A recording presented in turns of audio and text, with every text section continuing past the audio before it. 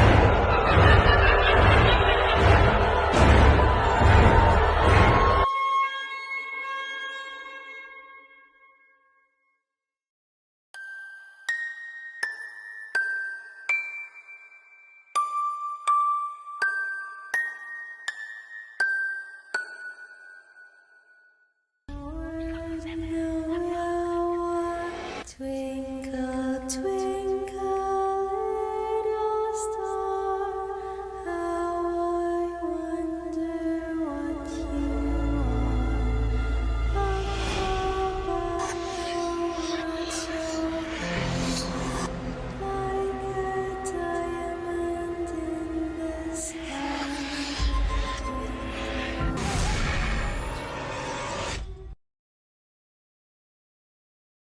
Nung unang panahon, may sinasabi o may tinatawag daw silang babaeng napakaganda. Siya daw ay si Leriona. Dahil sa labis na kagandahan, ay iniwan siya ng kanyang asawa at ganoon din ang kanyang mga anak. Simula nung iniwan siya ng kanyang asawa, nagkaroon siya ng matinding problema. At dahil sa pagkamatinding problema ay nalulung din siya sa droga. Kaya simula nun, lahat ng nakakita niyang mga bata na katulad mo ay inaakala niyang anak niya at sinasama niya kung saan-saan para patayin. Pero ngayon, nasa na po ba yung sinasabi yun ng mga babae? Hindi ko lang alam, pero ang sabi daw nila, matagal nang patay yung sinasabi ng babaeng Leriona. Parang tingin ko, parang kwento-kwento o sabi-sabi lang nila. Hindi ko alam kung totoo nga ba yun or sabi-sabi. O siya, dyan ka na muna, may gagawin pa ako sa taas. Sige po, hintayin ko na lang po kayo.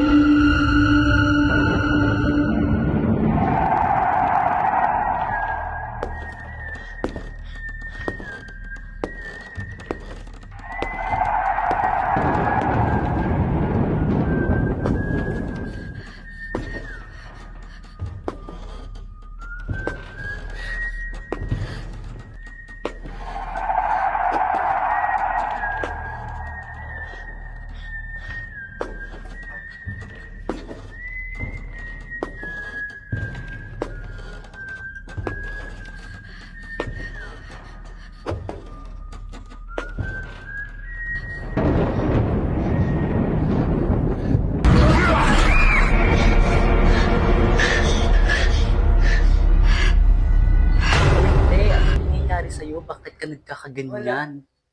May ibang tao pa ba nandito? Ha?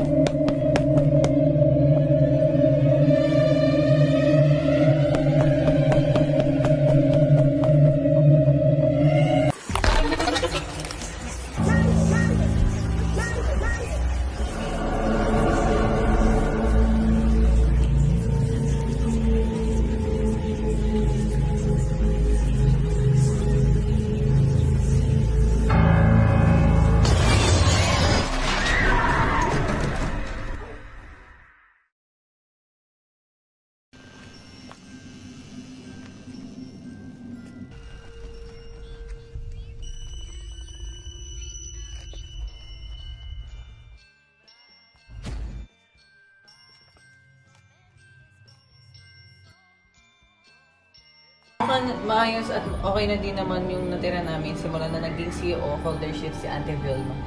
Di ba naging passionate model ng produkto yung ate mo? Oo, balita ko nga naging corrupt yung dating nag-handle sa kanila. Eh, paano niya nakuha tong building na to? Dahil sa krimen.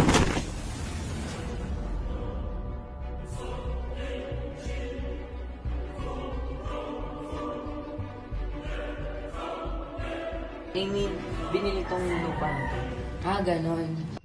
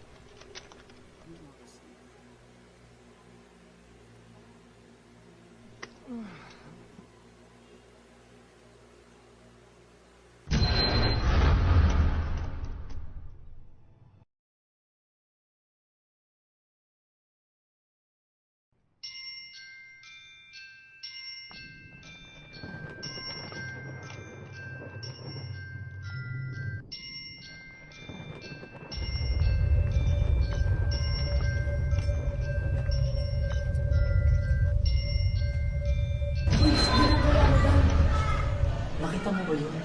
Alin? Huwag tumakbo pababa. Pati bakit may walis dito? Baka may madisgrasya dito.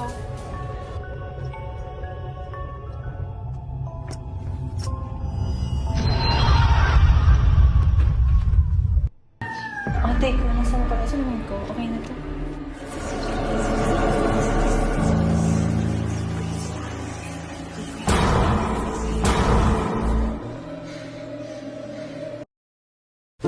Napatunayan ko na hindi dapat tayo natatakot sa mga uri ng bagay na nakikita natin, ay bagkus dapat tayong maging matatag sa buhay na hinahamon natin, mapainosente man o hindi, kagaya ng mga ganitong uri.